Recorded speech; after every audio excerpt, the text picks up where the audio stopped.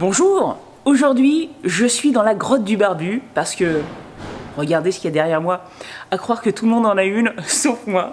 Donc elle n'est pas tout à fait à lui, c'est à Sidoine, il a son atelier juste à côté, mais il la lui prête à long terme parce qu'il n'a pas la place dans son atelier. Donc Olivier a la chance de pouvoir l'utiliser tous les jours.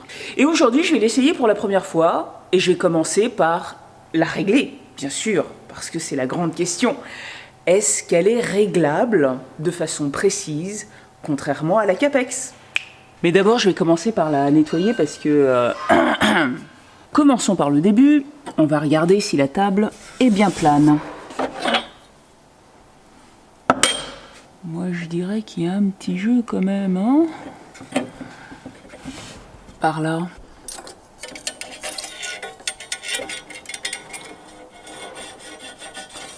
Ouais. Là, il y a du jeu. Là, il n'y en a pas. Ou alors, si je le plaque là, ça, c'est un peu plus bas. Ah oui, carrément, là. Là, il y a un beau jeu. Je me plaque là, comme ça. Là, ça dépasse pas. Là, ça dépasse. Mais ça, on a vu que c'était un peu plus bas.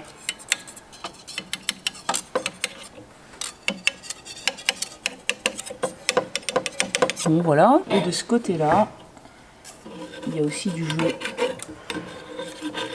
Je suis pas sûre qu'on puisse régler la hauteur de ça. Je viens de regarder dans le manuel et je vois pas de réglage pour cette partie-là.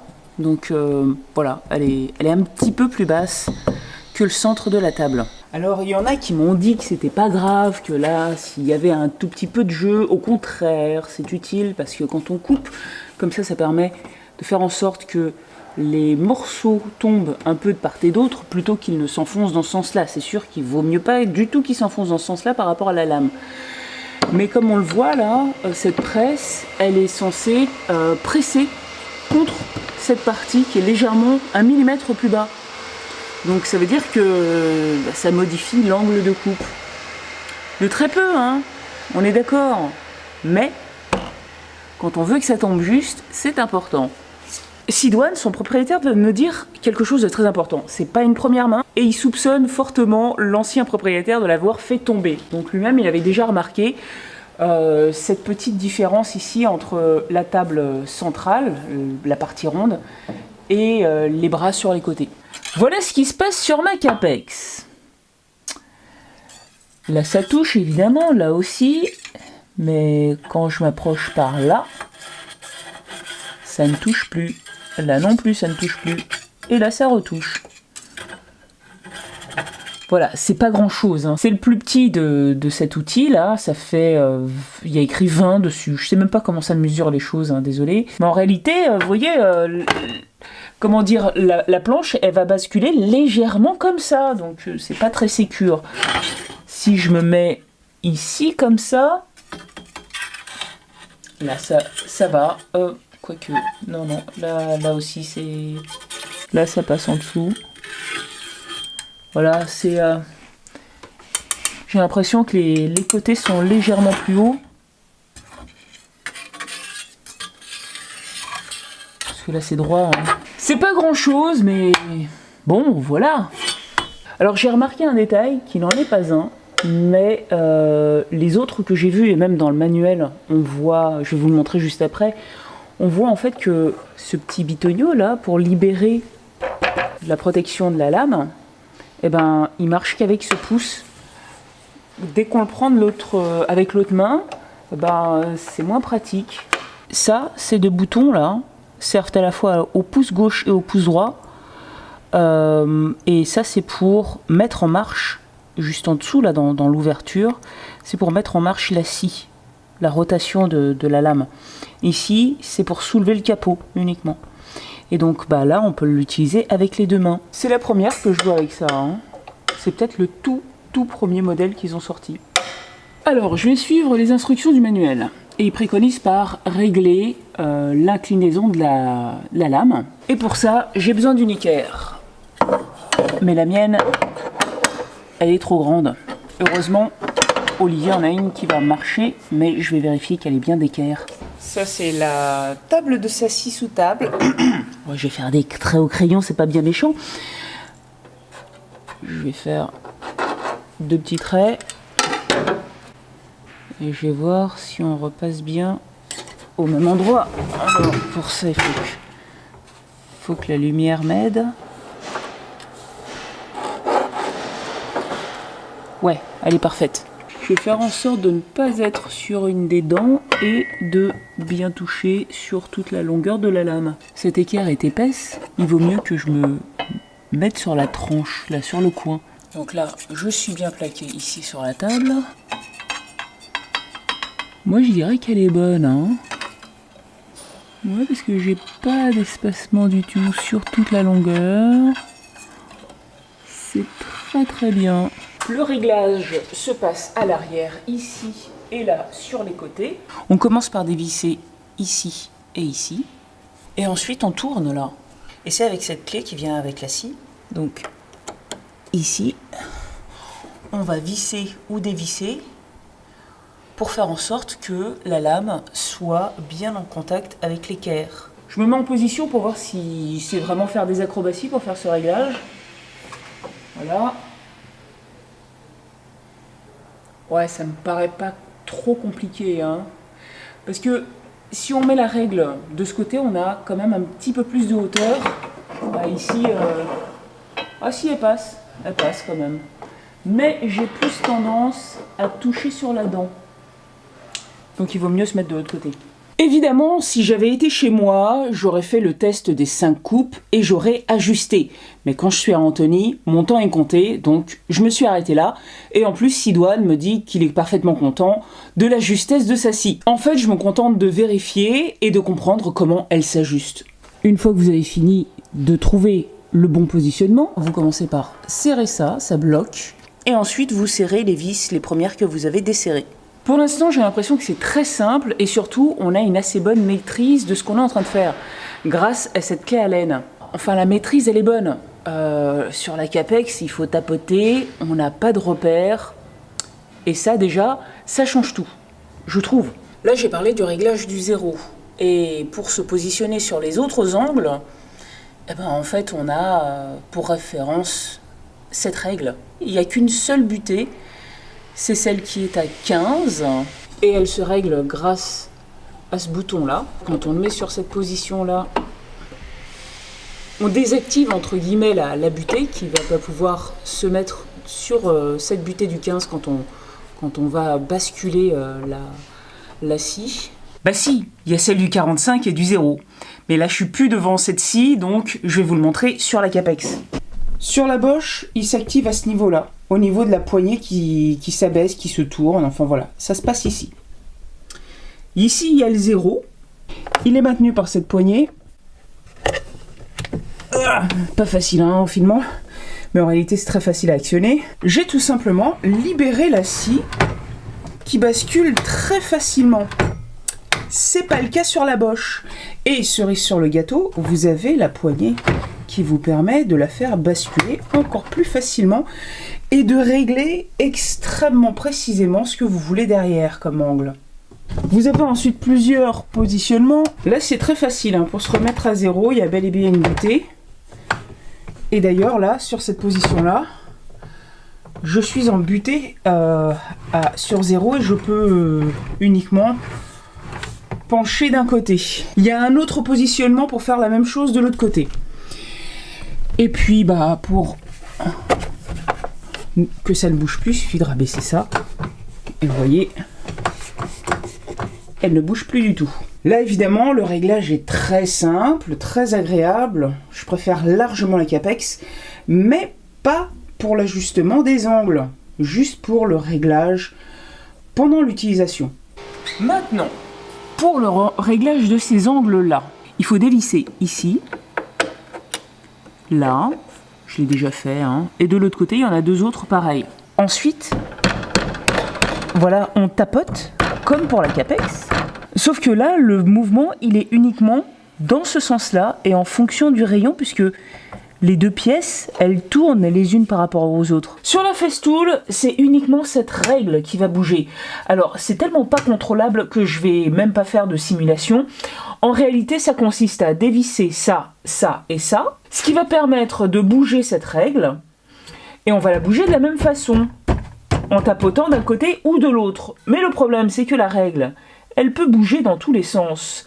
Alors que dans la bosse, c'est pas la règle, c'est pas là où il y a le marquage des angles qui bouge, c'est toute la pièce.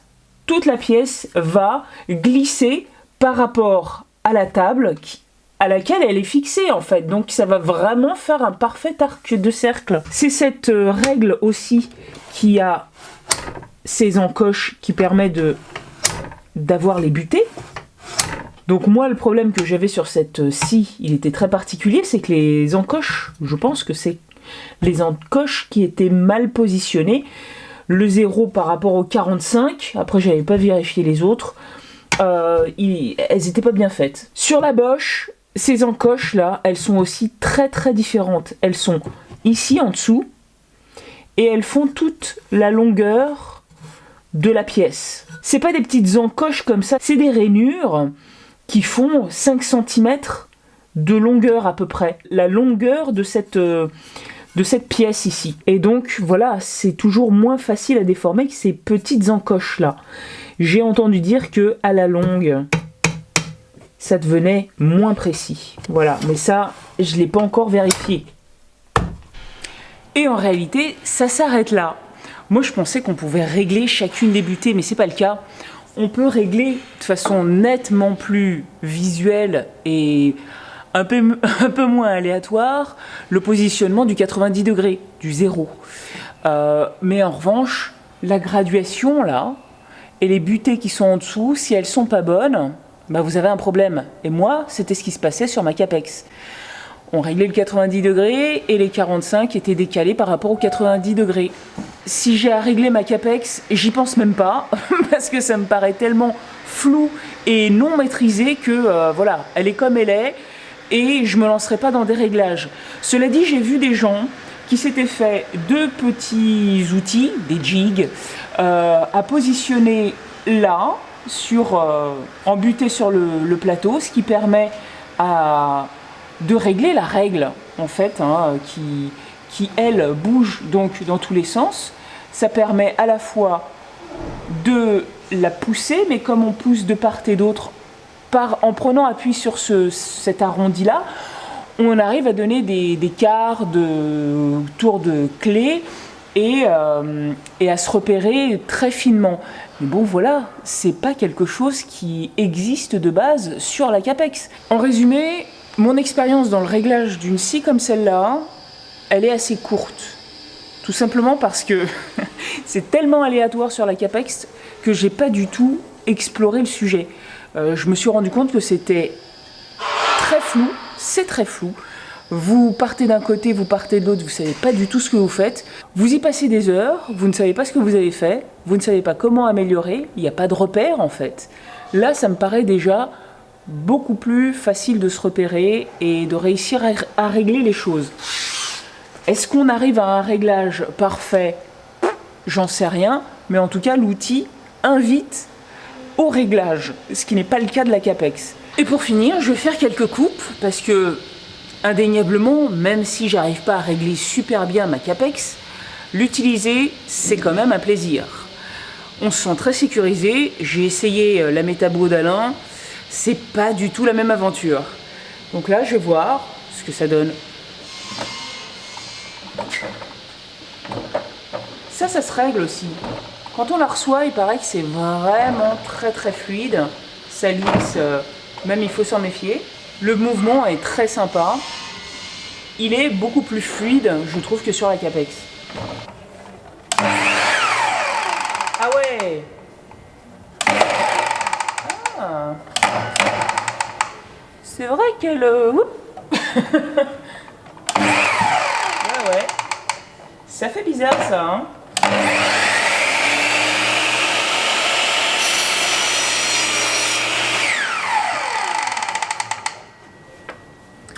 C'est vrai que on m'avait parlé de ce petit démarrage un petit peu... Et ça surprend, c'est pas très agréable. La Capex fait pas ça, elle est plus sécurisante. Ah ouais. Alors il vaut mieux pas la démarrer comme ça, hein. Vaut mieux qu'elle soit toujours sécurisé par le capot protecteur et la démarre. Wow. Même à l'arrêt, elle a... elle a une légère secousse. Hein. Donc en fait, il vaut mieux toujours la démarrer en position haute et ensuite baisser le capot. On est plus sécurisé avec une Capex, c'est certain. Bon, cela dit, je pense que c'est aussi une question d'habitude. Je suis surprise parce que c'est vraiment la première fois que je l'utilise. Bon, après, qu'est-ce qui peut m'arriver? Elle va pas me sauter dessus, hein. Ouais. Ça... Si on la démarre et qu'on l'arrête comme ça en position intermédiaire, elle saute.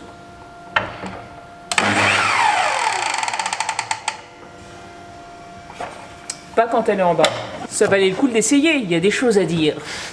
Sur la Bosch, la seule chose que j'ai à lui reprocher, c'est en effet ce petit à-coup au démarrage et en fin de course.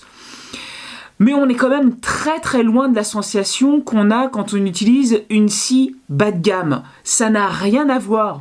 Celle-là, elle est très agréable et très sécurisante quand on l'utilise. Je pense que la différence, c'est qu'elle démarre beaucoup plus lentement, ça se sent pas en même temps, sauf que la scie, la lame, n'est pas entraînée par la force centrifuge. À mon avis, c'est ce qui se passe avec la Bosch. Mis à part ça, elle est beaucoup plus facile à régler que la Capex. On a des repères, ça a l'air de marcher correctement. Dans le manuel de la Bosch, c'est écrit noir sur blanc. Au bout d'un certain nombre de coupes, il faut vérifier, régler, peaufiner les réglages. C'est normal, c'est très rare les outils de précision comme ça qui n'ont pas à être re-réglés. Pour ceux qui en douteraient, cette vidéo n'est pas sponsorisée par Festool. Elle n'est pas sponsorisée par Bosch non plus et je ne compte pas m'en faire offrir une. Et oui, c'est juste un partage d'expérience, c'est de l'information en fait que j'aurais bien aimé avoir avant d'acheter la mienne. Si j'ai acheté la mienne, c'est parce que The Wood Whisperer, Mark Spagnuolo, que je suivais à l'époque, et je suis toujours, hein, et l'un n'empêche pas l'autre, je le trouve toujours aussi formidable dans les vidéos qu'il fait, c'est quelqu'un de très très bien, mais je l'ai toujours vu faire des coupes parfaites, utiliser sa Capex en permanence, et d'après lui, elle est très juste. Moi j'ai pas la même expérience et en ayant fait ma première vidéo, j'ai eu plein de témoignages des professionnels qui ont acheté une Capex et qui ont eu affaire au SAV Festool. Là-dessus, moi je trouve que c'est là où c'est pas du tout acceptable, c'est la réaction du SAV. La première fois que je l'ai emmenée, ils me l'ont rendue super déréglée. La deuxième fois, elle était réglée, mais ils m'ont pas dit ce qu'ils ont fait. Je pense qu'ils ont changé justement cette règle avec les angles et les butées. Elle devait avoir un gros problème. Mais ils m'ont laissé complètement dans le flou. J'ai jamais eu Festool en direct, côté réparation. En revanche, on m'a très rapidement mis le commercial de la région en face, qui me proposait d'aller passer une journée dans leur campus. Ça n'a rien à voir avec mon problème. C'est pour ça que quand je me suis rendu compte que le plateau n'était pas droit, c'était quelques mois après, j'ai laissé tomber. Comme beaucoup, je me suis fait une raison et puis j'apprends à vivre avec. Comme toujours, si la vidéo vous a plu, likez-la, partagez-la, laissez-moi un commentaire et abonnez-vous si ce n'est pas déjà fait. À bientôt.